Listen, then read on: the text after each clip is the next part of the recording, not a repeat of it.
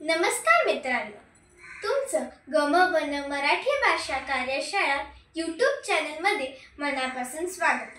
मी विहाना विशाल super, Pawar public school इयत्ता 5वीत शिकत आहे. दिवाळी म्हणजे सणांची राणी, फटाक्यांची आतषबाजी आणि मौज मजा.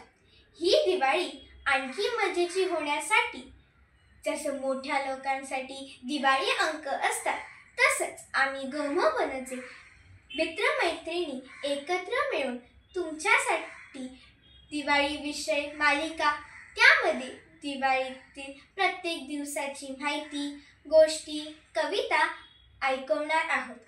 म्हणूनच आमच्या गमवन मराठी कार्यशाळा YouTube चॅनलला सबस्क्राईब, लाईक आणि शेअर नक्की करा.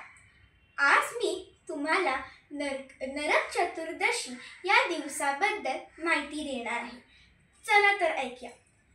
नरकासुर नावाचा अतिशय क्रूर राक्षस प्रागज्योतिषपूर म्हणजेच सध्याचा आसाम इथे राज्य करत होता. तो पृथ्वीचा म्हणजेच भूदेवीचा पुत्र असल्यामुळे त्याला भौमासुरही म्हटले जाते. त्याने कठोर तपश्चर्या करून ब्रह्मदेवाकडून वर मागितला होता की त्याला देव, दानव आणि मानवाकडून मृत्यू नाही. या वरामुळे तो उन्मत्त झाला होता आणि त्याने देवमाता आदितीचे कुंडले म्हणजेच कानातले चोरले आणि अनेक राजांचे 16,000 राजकन्या त्याने अपहरण करून आपल्या बंदीगृहात ठेवले. नरकासुराच्या त्रासाला कंटाळून देवराज इंद्राने भगवान श्रीकृष्णाकडे मदतीसाठी धाव घेतला. नरकासुराचा वर असा होता की त्याला त्याच्या आईच्या हातूनच मृत्यू आहे. म्हणून श्रीकृष्णाची पत्नी सत्यभामा ही पृथ्वीचेच म्हणजेच भूदेवीचे रूप होते. म्हणून श्रीकृष्णाने तिला सोबत घेतली.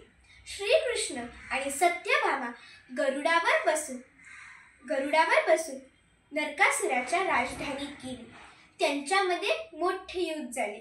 युद्धादरम्यान नरकासुराने श्रीकृष्णाला बाण मारला आणि श्रीकृष्ण मूर्छित झाल्याचा अभिनय केला. मग क्रोधित झालेल्या सत्यभामाने आपला धनुष्य उचलला आणि आईच्या रूपेने नरकासुराला बाण मारला. मृत्यूसमयी नरकासुराने श्रीकृष्णाकडे वर मागितला की त्याच्या मृत्यूचा दिवस म्हणजेच अश्विन कृष्ण चतुर्दशी म्हणून लोकांनी उत्सव म्हणून साजरा केला पाहिजे. आणि या दिवशी जो कोणी सूर्योदयापूर्वी अभ्यंग स्नान करेल त्याला नरक यातना येणार नाही. श्रीकृष्णाने त्याला तथास्तु म्हटले. म्हणूनच या दिवसाला नरक चतुर्दशी असे म्हणतात. आणि या दिवसाला चांगल्याचे वाईटावर विजयाचे प्रतीक म्हणून हा दिवस साजरा केला जातो. आणि या दिवशी श्रीकृष्णाने 16,000 बंदी असलेल्या राजकन्यांची सुटका केली. धन्यवाद.